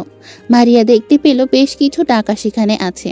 ও কিছু বলার আগেই সাব্বির বলল, এটা তোমার দেনমোহরের টাকা। সেই দিন তো আমাদের ফুলসজ্জা হয়নি, আমি জানতাম না এসব পরিশোধ করে দিতে হয়। আমাদের বিয়ের সময় দেনমোহরে যতগুলো টাকার কথা লেখা হয়েছিল সব কয়টাই আছে এখানে। এগুলো তোমার হক, তুমি নিয়ে আমাকে এই দায়িত্ব থেকে উদ্ধার করো। সাব্বিরের কথায় মারিয়া মুগ্ধ হলো আর ওকে জড়িয়ে ধরল। সাব্বির ওর মাথায় হাত রাখতেই মারিয়া বলল, জানো হয়তো জীবনে কখনো ভালো কাজ করেছিলাম, যার জন্য তোমার মতো একজন যোগ্য স্বামীকে জীবনে পেয়েছি। আমার আর কিচ্ছু চাই না, তুমি টাকাগুলো রেখে আসো। আমার যখন দরকার পড়বে আমি চেয়ে নেব। আমার টাকা মানে তো তোমার টাকা, তুমি পরিশোধ করেছো তাতেই আমি খুশি হয়েছি। এই বিষয়ে আমার কোনো দাবি নেই। কিন্তু এই টাকাটা নেওয়ার কোনো হক আমার নেই, এটা তোমার জন্য। তাহলে আমি নেব কেন? বললাম তো এটা আমার মানেই তোমার, এখন রেখে আসো। মারিয়ার কথাতে সাব্বির টাকাগুলো রেখে আসলো। তারপর মারিয়ার কাছে এসে দুজনে দুজনের চোখের দিকে অপলক নয়নে তাকিয়ে রইল। দুজনে মিলিত হলো ভালোবাসার এক পবিত্র বন্ধনে। পরদিন সকালে মারিয়া উঠে খেয়াল করে ও সাব্বিরের বুকে ঘুমিয়ে আছে, আর স্বামী ওকে খুব শক্ত করে জড়িয়ে ধরে রেখেছে। এমন কিছু দেখে মারিয়ার মুখে হাসি ফুটে ওঠে। এর মাঝেই ফজরের আজানের ধ্বনি হয়। তখন মারিয়া উঠে গিয়ে ফ্রেশ হয়ে নেয়। তারপর এসে সাব্বিরকে ডেকে তুলতেই ও গিয়ে ফ্রেশ হয়ে নিলে দুজনে ফজরের নামাজ আদায় করে নেয়। এভাবে চলছে দিন। এখন সাব্বির আগে থেকে অনেক বেশি চেঞ্জ হয়ে গেছে। তারপর একটা বছরের মধ্যে সাব্বিরের মাঝে পুরো পরিবর্তন এসে গেছে। এখন একদম অহংকারহীন মাটির মানুষ হয়ে গেছে। এর মাঝেই সাব্বির জানতে পেরেছে ওর মিষ্টি বউটার কোলচুরে এক ফুটফুটে সন্তান আসছে, যার জন্য ওদের বাসায় খুশির এক রেশ চলছে। এর মাঝে মারিয়ার শরীরেও পরিবর্তন এসে গেছে। মাতৃত্বের চিহ্নটা ওর মধ্যে চলে এসেছে। তাই সাব্বির মারিয়াকে কোনো কাজ করতে দেয় না। বিয়ের পর থেকেই মারিয়া সাব্বির আব্বু আম্মুকে প্রচণ্ড পরিমাণে ভালোবাসতে শুরু করেছে। তাই বাসার কেউই ওকে কোনো কাজ করতে দেয় না। আর যেদিন থেকে সাব্বির জানতে পেরেছে ওর পাগলি বউটার কোলে একটা সন্তান আসতে চলেছে, সেদিন থেকে সাব্বির ওকে কোনো কাজ করতে দেয় না। আস্তে আস্তে মারিয়ার ডেলিভারির সময়টাও এগিয়ে আসছে, আর ও অনেক বেশি ভয়ে আছে। কারণ এখনকার দিনে পুরুষ ডাক্তারগুলো অপারেশন করে, আর মারিয়া চায় না কোনো পুরুষ ওকে দেখুক কিংবা ওর শরীরে স্পর্শ করুক। আস্তে আস্তে মারিয়ার ডেলিভারির সময়টাও এগিয়ে আসছে, আর ও অনেক বেশি ভয়ে আছে। কারণ এখনকার দিনে পুরুষ ডাক্তারগুলো অপারেশন করে, আর মারিয়া চায় না কোনো পুরুষ ওকে দেখুক কিংবা ওর শরীরে স্পর্শ করুক। এমন কিছু ভেবে ওর মনটা খারাপ হয়ে থাকে। তো সাব্বির অফিস থেকে ফিরে এসে দেখে মারিয়ার মুখটা কালো। এমন কিছু দেখে সাব্বির তাড়াহুড়ো করে এসে পাগলিটার পাশে বসে ওর গালে হাত রেখে বলতে আরম্ভ করে, আমার সোনা পাখিটার কি হয়েছে? এমন চাঁদের মতো মুখটা কালো কেন বউটার? না, এমনিতেই। কিছু তো একটা হয়েছে, বলো আমাকে কি হয়েছে। শোনো না, আমি বলছিলাম কি, কিছুক্ষণ পরে তো আমাদের বেবিটা আসবে, তাই ভাবছিলাম কি। আচ্ছা, তুমি সব কথা এত সংকোচ বোধ করো কেন? তোমাকে বলেছি না তুমি কোনো কাজে সংকোচ বোধ করবে না। তোমার যেটা বলতে ইচ্ছে হয় তুমি আমাকে বলবে। এখন সংকোচ না করে বলো কি বলার আছে। আমি না শুনেছি যে বেবি হওয়ার সময় নাকি যখন অপারেশন থিয়েটারে মেয়েদের নেওয়া হয়, তখন পুরুষ ডাক্তাররা সেখানে থাকে। আর তুমি তো জানো আমি ছোটবেলা থেকে পর্দা করে এসেছি। আমি চাই না কোনো পরপুরুষ আমাকে দেখুক বা ভুলেও আমার শরীরে তার হাতের স্পর্শ লাগুক। সাব্বির বিষয়টা নিয়ে বেশ চিন্তিত হয়ে পড়ল। তারপর ওর হঠাৎ করে মনে হতে লাগলো, আচ্ছা তুমি টেনশন করো না, ভয় নেই পাগলি। মেয়ে ডাক্তারই তোমার অপারেশন করবে, কেমন? আমি আগে থেকে সবটা ব্যবস্থা করে রাখবো। তুমি আর এই বিষয় নিয়ে চিন্তা করো না শোনাবো। সাব্বিরের এরকম সহজ সলিউশনের জন্য মারিয়া একটা মুচকি হাসি উপহার দিল। তারপর দুই হাত স্বামীর দিকে বাড়িয়ে দিতেই সাব্বির ওকে আলতো করে জড়িয়ে ধরল। মারিয়া ওর বুকে মাথা রেখে শান্তি খুঁজে নিল আর বলল, আচ্ছা শোনো না, বলো। বলছিলাম কি, আমি শুনেছি বেবি হওয়ার সময় নাকি অনেক মা মারা যায়। তাই যদি কখনো আমি না থাকি, আমাদের বেবিটা আসার সময় যদি আমার কিছু হয়ে যায়, তাহলে তুমি কিন্তু কখনো ওকে অবহেলা করবে না প্লিজ। থুর পাগলি, এসব কি বলো? এমনটা আর কখনো বলবে না, কেমন? আমি কখনো তোমাকে হারাতে পারবো না, আর কিছু হবে না। ওপরওয়ালা আছেন তো, উনি আমাদের দিকে তাকিয়ে আছেন। উনি কখনো আমাদের এরকমভাবে আলাদা করে দিবেন না, দেখো। তারপরেও ভয় হয় জানো তো, মনে হয় আমি তোমাকে হারিয়ে ফেলবো। কিচ্ছু হবে না শোনাবো। ওপরওয়ালার প্রতি বিশ্বাস রাখো, তিনি আমাদের এমন একটা পরীক্ষার মুখে ফেলবে না। তুমি টেনশন করো না, বসো, আমি ফ্রেশ হয়ে আসি, তারপর তোমাকে খাইয়ে দেব, কেমন? আরও কয়েকটা দিন কেটে গেল। এর মাঝে ওদের বেবিটা আসার সময় হয়ে আসছে। তাই সাব্বির এখন আর অফিসে যায় না, সব সময় মারিয়ার পাশে থাকে, সব সময় ওর দেখাশোনা করে। এরকম একটা স্বামী পেয়ে মারিয়ার গর্বে বুকটা ভরে ওঠে। ও ভাবে হয়তো জীবনে কখনো ভালো কাজ করেছিল, তাই হয়তো উপরওয়ালা ওকে এত সুন্দর একটা জীবন সাথী উপহার দিয়েছে। মারিয়ার এখন মাঝে মধ্যেই ভয় হয়। ওর বারবার মনে হয় এই মানুষটাকে হারিয়ে ফেলবে না তো। তারপরও কিছু বলতে পারে না। সাব্বির বিষয়টা বুঝতে পারলেই ওকে বুকের সাথে জড়িয়ে নেয়। প্রতিদিনের মতো সাব্বির অফিসের কাজগুলো বাসায় বসে করছিল, আর মারিয়া বারবার ওর দিকে তাকাচ্ছিল, কিছু একটা বলতে চাচ্ছিল। তখন সাব্বির বুঝতে পেরে বলে, কিছু বলবে পাগলি বউ? তুমি একটু আমার কাছে আসবে? আমার না কেমন কষ্ট হচ্ছে। পাগলি, তোমার খারাপ লাগছে? খুব কি কষ্ট হচ্ছে বলো আমাকে। মনে হচ্ছে খুব শীঘ্রই আমাদের বেবিটা আসবে, তাই কষ্ট হচ্ছে। তুমি একটু আমার কাছে আসবে? মারিয়া চোখ দিয়ে আপনা আপনি পানি পড়তে শুরু হলো। সাথে সাথে সাব্বির তাড়াহুড়ো করে গিয়ে ওর সামনে বসে ওর একটা হাত ধরে চুমু দিতে লাগলো আর বলতে লাগলো, কি হয়েছে বলো আমাকে? খুব কষ্ট হচ্ছে তোমার? কিছু হবে না। আমাকে একটু হাসপাতালে নিয়ে যাবে? আমার না খুব কষ্ট হচ্ছে। মনে হচ্ছে বেবিটা হয়তো পৃথিবীতে আসতে চাইছে। আমাকে একটু নিয়ে যাও। মারিয়ার কথাতে সাব্বির অনেকটা ভয় পেয়ে যায়। তারপর আব্বু আম্মুকে ডাকতে শুরু করে, কিন্তু কেউ আসছিল না। আব্বু বাসার বাইরে গার্ডেনে বসে কয়েকটা লোকের সাথে কথা বলছিল, আর আম্মু বাসায় ছিল না, যার জন্য কেউই ওর কথা শুনছিল না। মারিয়ার যে প্রচণ্ড কষ্ট হচ্ছে সাব্বির সেটা বুঝতে পেরে তাড়াহুড়ো করে দৌড়ে বাইরে আসে। তারপর যখনই আব্বুকে বিষয়টা জানাতে যাবে, তার মধ্যেই রুম থেকে একটা চিৎকারের শব্দ আসে। সাথে সাথে সাব্বির আবার দৌড়ে রুমে চলে যায়। দেখে মারিয়া ফ্লোরে পড়ে আছে। এমন কিছু দেখে সাব্বিরের মাথায় আকাশ ভেঙে পড়ে। ও দৌড়ে গিয়ে মারিয়ার সামনে হাঁটু গেড়ে বসে পড়ে। ওর মাথাটা কোলের মধ্যে নিয়ে বলতে শুরু করে, মারিয়া, বউ, এই বউ, কি হয়েছে তোমার? আমাকে একটাবার বলো। তাকাও আমার দিকে, দেখো তোমার কিচ্ছু হবে না। ওপরওয়ালা তোমাকে কোনো কষ্ট দেবে না। পাগলি, এসব কি করে হলো? আমি তো বলেছিলাম আব্বুকে ডাকতে যাচ্ছি, আর তুমি এমন করে বিছানা থেকে উঠলে কেন? আর এত রক্ত কোথা থেকে আসলো আমাকে বলো। এর মাঝে আব্বু দৌড়ে রুমে ঢুকলো আর দেখলো মারিয়ার শরীর থেকে অনেক ব্লাড বের হয়েছে, আর সাব্বির ওর মাথাটা কোলে নিয়ে কান্নাকাটি করছে। আব্বু বুঝতে পারে হয়তো মারিয়া পড়ে গেছে, তাই বলে, সাব্বির, মারিয়া মামুনির শরীর থেকে ব্লাড বের হচ্ছে। ওকে নিয়ে এখনই হসপিটালে যেতে হবে। আমি গাড়ি বের করছি, তুমি ওকে নিয়ে আসো। আব্বু কথাগুলো বলতেই তাড়াহুড়ো করে বেরিয়ে গেল। তখন সাব্বির মারিয়ার মুখে দুইটা হাত দিয়ে বারবার ওর সাথে কথা বলার চেষ্টা করলো। তারপর হঠাৎ করেই ওর মনে হলো মারিয়ার শরীর থেকে ব্লাড বের হয়ে যাচ্ছে, ওকে এখনই হসপিটালে নিতে হবে। ভেবেই সাব্বির তাড়াহুড়ো করে মারিয়াকে কোলে তুলে নেয় আর বলতে শুরু করে, আমি আমার বাড়িটা কিচ্ছু হতে দেবো না। আমাকে বলো তোমার কষ্ট হচ্ছে? প্লিজ একটু কথা বলো আমার সাথে। তোমার কিছু হয়ে গেলে আমি কাকে নিয়ে বাঁচবো বলো? তুমি জানো আমি তোমাকে কতটা ভালোবাসি।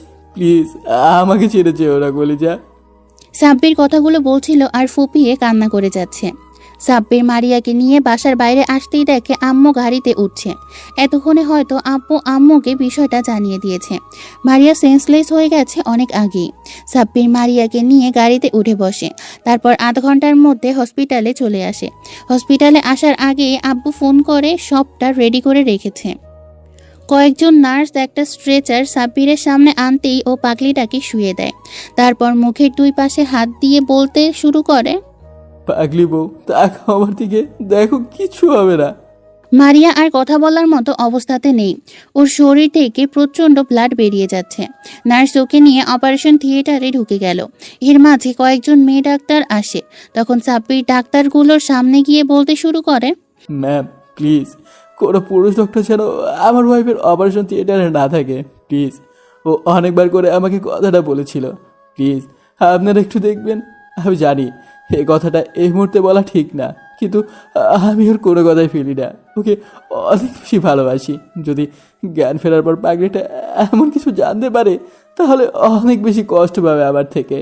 আমি চাই না ওর কষ্ট হোক। প্লিজ আপনারা একটু দেখেন। আপনি টেনশন করবেন না, আপনার আব্বু আমাকে সবই বলে রেখেছেন। আমরা কয়েকজন মেয়ে সদস্য নিয়ে একটা টিম গঠন করছি। আমরা অনেক সেফটি নিয়ে অপারেশনটা করার চেষ্টা করব। আপনি উপরওয়ালাকে ডাকুন, উনি ঠিক আপনার স্ত্রীকে ফিরিয়ে দেবেন। আপনি কান্নাকাটি করবেন না প্লিজ। কথাগুলো বলেই ডাক্তারগুলো চলে গেল। সাব্বির আবারও ফুপিয়ে কান্না করে উঠল। তখন আব্বু বলল, পাগলামি করো না, আব্বু, কিচ্ছু হয়নি তোমার পাগলির। উপরওয়ালার হয়তো আমাদের পরীক্ষা নিচ্ছেন, এই জন্য এরকমটা করেছে। তুমি কান্নাকাটি করো না, সব ঠিক হয়ে যাবে। সাব্বিরকে কেউ কোনোভাবেই শান্ত করতে পারছে না। তো আধ ঘন্টা পর ডক্টর ফিরে আসে। তখন সাব্বির তাড়াহুড়ো করে ডাক্তারের সামনে যেতে ডাক্তার বলে, দেখুন, আপনার স্ত্রীর অনেক ব্লাড বের হয়ে গেছে, ওনাকে ইমিডিয়েটলি ব্লাড দিতে হবে। ওর ব্লাডের সাথে আমার ব্লাড ম্যাচ করে। প্লিজ আপনি আমার শরীরটা থেকে সব রক্ত নিয়ে নিন, তারপরেও আমার পাগলিটার যেন কিছু না হয়। 2 ব্যাগ ব্লাড লাগবে, কিন্তু আপনার থেকে আমরা 1 ব্যাগ নিতে পারবো। ডক্টর, আমার রক্তের গ্রুপের সাথে ওদের রক্তের গ্রুপ ম্যাচ করে। আপনি টেনশন করবেন না, যত রক্ত লাগে লাগুক, তারপরও যেন আমাদের মেয়ের কষ্ট না হয়। বাঁচানোর মালিক আল্লাহ, আপনারা ওনাকে ডাকুন। আপনাদের মেয়ের অবস্থা বেশি ভালো না, উনি এমন ভাবে পড়েছে তাতে হয়তো ওনাকে বাঁচানো সম্ভব হলেও বেবিটাকে বাঁচানো সম্ভব হবে না। এখন আপনারাই বলুন, আমরা কাকে বাঁচাবো? বাচ্চাটাকে বাঁচাবো নাকি আপনাদের মেয়েকে বাঁচাবো? ডক্টর, আপনি কি সব বলছেন? দেখুন, এখন এসব নিয়ে কথা বলার সময় নয়, যেটা হয়েছে আমি সেটাই বললাম। আপনারা দ্রুত সিদ্ধান্ত নেন, জানান আমরা কাকে বাঁচানোর চেষ্টা করব। ডক্টর, আপনি একটু চেষ্টা করে দেখুন দুজনকে বাঁচানোর। এই বেবিটা আমাদের কাছে অনেক কিছু, আর আমাদের মেয়েটাও আমাদের কাছে সব। ওর কিছু হয়ে গেলে আমাদের পুরো পরিবারটা শেষ হয়ে যাবে। ওর জন্যই আমার পরিবারে আলো ফুটে আছে। প্লিজ আপনি চেষ্টা করুন। আমি বুঝতে পারছি, আমি আপনাদের মেয়েকে কয়েকবার চেক আপ করেছি, আমি জানি ওনারা দুজন দুজনকে কতটা ভালোবাসে। আমি চেষ্টা করব আমার লাইফের সবচেয়ে সর্বোচ্চ অপারেশনটা করার, বাকি এটা আল্লাহর হাতে। ডক্টরের কথায় সাব্বির অনেকটা ভেঙে পড়ল। আব্বু ওকে সান্ত্বনা দিতে লাগলো। এর মাঝে নার্স এসে ওদের যেতে বললে দুজন গিয়ে রক্ত দিতে গেল। 1 ঘন্টা পর আম্মু আর সাব্বির রক্ত দিয়ে বের হয়ে আসলে সাব্বিরকে আব্বু একটা জায়গায় বসিয়ে দেয়। ও এখনো কান্না করে যাচ্ছে। আব্বুর ওর পাশে বসতেই সাব্বির ওনাকে জড়িয়ে ধরে বলতে লাগলো, আব্বু, যে মানুষটার জন্য আমি এতটা পাল্টে গেছি, সেই মানুষটা আমাকে এত সুন্দর করে পাল্টে দিয়ে আমাকে ছেড়ে দূরে চলে যাবে না তো? আব্বু, ওর কিছু হয়ে গেলে আমি নিঃস্ব হয়ে যাব। ও চলে গেলে পিছিয়ে কি হবে বলো? দেখো আব্বু, কিছু হবে না, তোমার পাগলিটা ঠিক তোমার কাছে ফিরে আসবে। উপরওয়ালা আছেন, তিনি আমাদেরকে এত বড় কষ্টের মুখে ফেলবেন না। তুমি দেখো, উনি ঠিক আমাদের মেয়েটাকে ফিরিয়ে দেবে। তুমি একটু শান্ত হও, উপরওয়ালার উপর বিশ্বাস রাখো। আব্বু, জানো, মারিয়া সবসময় বলতো ওর যদি কিছু হয়ে যায় তাহলে ওর পিচ্চিটাকে যেন আমরা দেখে রাখি। ওর পিচ্চিটাকে আমি কি করে সামলাবো? ওর কিছু হয়ে গেলে বলো, ওকে না হয় সামলাতে পারবো, কিন্তু আমাকে কে দেখে রাখবে? তুমি তো জানো ওই বাঘিটা আমাকে কতটা ভালোবাসে। ওর ভালোবাসা না পেলে আমি কি করে ভালো থাকবো? তুমি টেনশন করো না, সব ঠিক হয়ে যাবে। দেখো, সব ঠিক হয়ে যাবে। দুপুর থেকে নিয়ে বিকেল অবধি অপারেশন চলল। তারপর 3 ঘন্টার একটা লম্বা জার্নি শেষে অপারেশনটা শেষ হলে ডক্টর বেরিয়ে আসে। সবাই তাড়াহুড়ো করে অপারেশন থিয়েটারের সামনে আসে। ডক্টরের মুখে একটা কষ্টের আর খারাপ লাগার ছাপ বিরাজ করছে। ডক্টর, আমার বেবিটা ঠিক আছে? আর আমার ওয়াইফ, ও কেমন আছে? ও ঠিক হয়ে যাবে তো? আমি জানতাম ওর কিচ্ছু হবে না। সাব্বিরের প্রশ্নে ডক্টরের মুখটা কালো হয়ে গেল। সাব্বির ওনার সামনে হাত জোড় করে বলতে লাগলো, ডক্টর প্লিজ আমাকে টেনশন দেবেন না, একটা বার বলুন আমার ওয়াইফ কেমন আছে? আর আমাদের পিছিয়ে ও ঠিক আছে তো? আপনার একটা মেয়ে বাবু হয়েছে, বাবুটা অনেক সুস্থ আছে, কিন্তু আশ্চর্যের বিষয় কি জানেন? আমরা ভেবেছিলাম যে আপনার ওয়াইফের যেভাবে চোট পেয়েছে তাতে হয়তো আপনাদের পিচ্চিটার কোনো ক্ষতি হতে পারে, কিন্তু ও ঠিক আছে। আর আর ওয়াইফ ও ঠিক আছে তো? ও ঠিক হয়ে যাবে তো?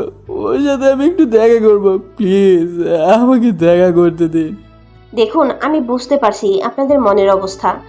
আপনার স্ত্রী যেভাবে পড়ে গিয়েছিল তাতে ওনাকে বাঁচানোই সম্ভব ছিল না, তারপরও উপরওয়ালার ইচ্ছায় হয়তো উনি বেঁচে তো গেছেন, কিন্তু কিন্তু কি ডক্টর, আপনি আর আমাদের টেনশন বাড়াবেন না। আপনি জানেন না ওই মেয়েটা আমাদের পরিবারের জন্য আলোর দিশারি। ও চলে গেলে আমাদের পরিবারের আলোটাই নিভে যাবে। প্লিজ বলুন কি হয়েছে। দেখুন, আমি আপনাদের মনের অবস্থা বুঝতে পারছি, কিন্তু নিজেদের শক্ত করুন। আসলে আপনার মেয়ের যে কন্ডিশন তাতে উনি বেঁচে আছেন, কিন্তু 24 ঘন্টার মধ্যে ওনার জ্ঞান না ফিরলে আমরা হয়তো আর কিচ্ছু করতে পারবো না। আপনারা উপরওয়ালাকে ডাকুন, সবটা উনিই পারেন।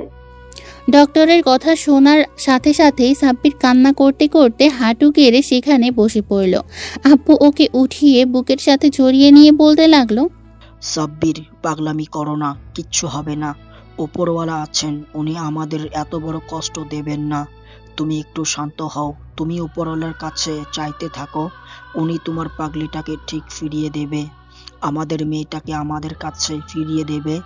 একটু শান্ত হও, দেখো না হলে আমার দাদুভাইকে কে সামলাবে? আব্বু, আমি কি করে নিজেকে সাহায্য করবো বলো? যাকে এত ভালোবাসি তাকে যেন কি করে দূরে রাখবো? তুমি প্লিজ ওকে বলো না আমার সাথে একটু কথা বলতে। ও যেন আমার সাথে কথা বলে, ওর কিছু হয়ে গেলে আমি কি করে থাকবো? তোমরা তো জানো ওর জন্য আমি আমি কতটা নিজেকে বদলে ফেলেছি। আর সেই মানুষটা যদি আমার জীবনে না থাকে তাহলে আমি কি করে ভালো থাকবো বলো? কি করে ভালো থাকবো? ওকে বারণ করো আমাকে ছেড়ে যেতে, না হলে আমি শেষ হয়ে যাবো আব্বু, শেষ হয়ে যাবো। আব্বু, তুমি কান্না করো না প্লিজ, পাগলামি করিও না। দেখো সব ঠিক হয়ে যাবে, একটু শান্ত হও, সব ঠিক হয়ে যাবে। উপরওয়ালার উপর ভরসা রাখো। দেখতে দেখতে দিন কেটে রাতের আগমন ঘটে, কিন্তু সাব্বির কিছুতেই নিজেকে শান্ত করতে পারছে না। বারবার শুধু মারিয়ার কেবিনের সামনে যাচ্ছে। মারিয়ার মুখে অক্সিজেন মাস্ক লাগানো, আর সাদা ফর্সা মুখটা কেমন ফ্যাকাশে হয়ে আছে। সাব্বির বুঝতে পারছে হয়তো ওর কলিজাটা আর কিছুক্ষণ পরই ওর থেকে অনেকটা দূরে চলে যাওয়ার সময় গুনছে। আব্বু মারিয়ার আব্বু আম্মুকে জানিয়ে দিলে ওরা হসপিটালে চলে আসে। মারিয়ার ভাইজান এতিমখানার মাদ্রাসায় ওর জন্য দোয়া চেয়েছে। মসজিদে মসজিদে মারিয়ার জন্য অনেক দোয়ার আয়োজন করা হয়েছে, শুধু যেন ওর নিঃশ্বাসটা ফিরে পায়। সাব্বির এক প্রকার পাগল হয়ে গেছে। যতবার ভাবছে পাগলিটার কিছু হয়ে যাবে ততবার ওর বুকের ভেতর কেঁপে উঠছে। কিন্তু এত টেনশনের মাঝেও না উপরওয়ালাকে ও ভুলে যায়নি। প্রতি ওয়াক্তে নামাজ পড়ে পাগলিটার জন্য দোয়া করেছে, কান্না করে করে বলেছে আল্লাহ যেন ওকে ফিরিয়ে দেয়। রাতটা যতই গভীর হয়ে আসছে সাব্বিরের চিন্তা ততই বেড়ে যাচ্ছে, কারণ হাতে মাত্র কয়েকটা ঘন্টা আছে। তো রাত 3টার দিকে সাব্বিরের হঠাৎ মনে পড়ে ও মাঝে মধ্যেই দেখতো মারিয়া নফল নামাজ পড়ে এই সময় অনেক কান্নাকাটি করত, যখন সাব্বির ওকে ভালোবাসেনি। কথাগুলো মনে পড়লো। সাব্বির তাড়াহুড়ো করে উঠে যেতে গেলে আব্বু বলে, আব্বু, তুমি কোথায় যাচ্ছ? আব্বু, আমি কোথাও যাচ্ছি না। আমার খোদা দরবারে আমি হাত তুলে আমার বাকিটার পান ভিক্ষে চাইতে যাচ্ছি। আমি জানি এই সময় ওপরওয়ালার কাছে কিছু চাইলে উনি আমাকে ফিরিয়ে দেবেন না, অবশ্যই উত্তম প্রতিদান দেবেন। সাব্বির গিয়ে হসপিটালের এবাদতখানায় 2 রাকাত নফল নামাজে দাঁড়িয়ে যায়, আর দীর্ঘক্ষণ নামাজের মধ্যে কাটিয়ে তারপর 2 হাত তুলে আরও দরবারে দোয়া করতে শুরু করে। হে পাক পরওয়ারদিগার, আমার রহিম রহমান, তুমি তো সবই জানো, তোমার অজানা কিছুই নাই। তুমি তো অন্তর্যামী, আমার সৃষ্টিকর্তা। তুমি আমাকে ভালোবাসার মালিক, তুমি আমাকে কষ্ট দেওয়ার মালিক। আমি জানি যেটা করো, আমি জানি তুমি যেটা করো বান্দার ভালোর জন্যই করো। আমি আজকেও বিশ্বাস করি, এই মুহূর্তে বিশ্বাস করি তুমি হয়তো আমাদের পরীক্ষা নিচ্ছ, আর এরপরে যেটা আছে আমাদের জীবনে সেটা হয়তো ভালোর জন্যই। দয়া করে তুমি আমার জীবনের খুশির মাধ্যমটাকে নিও না আল্লাহ, নিও না। আমি জানি ওই মেয়েটার মাধ্যমে তুমি আমার জীবনটা চেঞ্জ করে দিয়েছো, ওকে আমার জীবন থেকে কেড়ে নিও না। তুমি আমার কথা না হয় নাই ভাবলে, কিন্তু আমাদের বাচ্চাটা পৃথিবীর আলো দেখছে। ও যদি ওর মায়ের বুকে দুধ পান না করতে পারে, তার ভালোবাসা না পায়, তাহলে কি করে বাঁচবে? সবসময় ও তোমার কাছে অভিযোগ করে যাবে তুমি ওর আম্মুকে কেড়ে নিয়েছো। দয়া করে ওর আম্মুকে ওর কাছে ফিরিয়ে দাও। তুমি আমার পাড়ের বিনিময় হলে ওকে ফিরিয়ে দাও, ফিরিয়ে দাও। ওকে এত বড় শাস্তি দিও না। ওর বেবিটার মুখটা একটাবার ওকে দেখার জন্য হলেও সুযোগ করে দাও। আমি সারা জীবনে তোমার অনেক আদেশ নিষেধ অমান্য করেছি, তারপরে যখন ওই মেয়েটা আমার জীবনে এসেছে তারপর থেকে আমি তোমার সব কথা মেনে চলার চেষ্টা করেছি। ও আবার অন্ধকার পথে আলোর রোশনি হয়ে আসছিল তোমার ইজারায়। সেই রশ্মিটাকে তুমি কেড়ে নিও না আল্লাহ, কেড়ে নিও না। আমার কলেজাটাকে ফিরিয়ে দাও, ফিরিয়ে দাও। তুমি তো জানো আমি আমি তোমার দেন নিয়ামত হিসেবে ওকে পেয়েছি। ওকে আমার জীবন থেকে সরিয়ে দিও না, আমাকে একটু দয়া করো।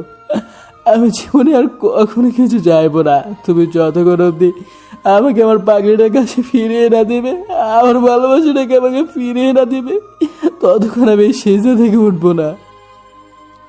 কথাগুলো বলে সাব্বির আবার সেজদায় পড়ে কান্নাকাটি করতে লাগলো। একটা সময় সেজদারত অবস্থাতে জায়নামাজে ঘুমিয়ে পড়ে। একটু পর ফজরের আজান ধ্বনি হতেই সাব্বির ঘুমটা ভেঙে যায়। তাড়াহুড়ো করে উঠে আবারও ফজরের নামাজটা পড়ে নেয়। এত প্রেশারের মধ্যেও সাব্বির ওর আল্লাহকে ভুলে যায়নি। আজকে সারা পৃথিবীর আকাশ বাতাসও যেন চাইছে মারিয়ার জ্ঞান ফিরে আসুক।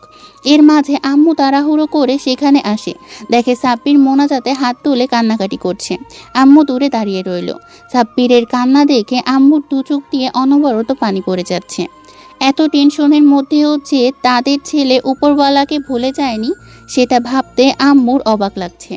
আম্মু ছেলের এরকম পরিবর্তন নিজের চোখে দেখেই আল্লাহর কাছে প্রাণ ভরে দোয়া করল, যেন ওর মনের আশাটা পূরণ হয়। ওনাদের মেয়েটাকে যেন আল্লাহর খুব শীঘ্রই সুস্থ করে দেয়। এর মাঝেই আব্বু রুমের সামনে আসে। সাব্বির মোনাজাত শেষ হতেই আব্বু আম্মুর দিকে নজর পড়ল। ওদের এমন করে তাকিয়ে থাকতে দেখে সাব্বিরের বুকটা কেঁপে উঠল। তখন আব্বু হাসি মুখে বলতে লাগলো, এই পাগল ছেলে, তুমি ভয় পাচ্ছ কেন? কিচ্ছু হয়নি তোমার পাগলিটার। দেখো, তুমি বলেছিলে না উপরওয়ালার কাছে মধ্যরাতে নামাজ পড়ে মোনাজাতে হাত তুলে চাইলে তিনি কাউকে ফিরিয়ে দেন না। তোমার পাগলিটাও তিনি এত তাড়াতাড়ি আমাদের থেকে নিয়ে নেননি। আর ওই পিচ্চিটার কি হতো? তাই ঠিকই ওকে আমাদের কাছে ফিরিয়ে দিয়েছে। তোমার কথাটা আল্লাহ ফেলে দিতে পারেনি। তোমার চোখের পানি বিফলে যায়নি। দেখো গিয়ে তোমাকে বদলে দেওয়া মানুষটা এখন কত হাসি খুশি ভাবে তার বাচ্চার সাথে খেলা করছে। আব্বুর কথা শুনে সাব্বির দৌড়ে রুমে থেকে বেরিয়ে গেল। তারপর তাড়াহুড়ো করে মারিয়ার কেবিনে ঢুকেই দেখলো মারিয়ার পাশে ওদের পিচ্চিটা শুয়ে আছে। মারিয়া ওদের পিচ্চিটার সাথে কেমন হেসে কথা বলছে, আর পিচ্চিটা মারিয়ার একটা আঙুল ধরে রেখেছে। সাব্বিরকে দেখেই মারিয়ার চোখে পানি টলমল করতে লাগলো। সাব্বির চোখ দিয়ে এখনো অনবরত পানি পড়ে যাচ্ছে। এবার ও এগিয়ে এসে মারিয়ার একটা হাত ধরে কান্না করে দিল। আরেক হাত ওর মাথায় রেখে বলতে লাগলো, হেই, তুমি কান্না করছো কেন? দেখো, উপরওয়ালা তো আমাকে নিয়ে যায়নি।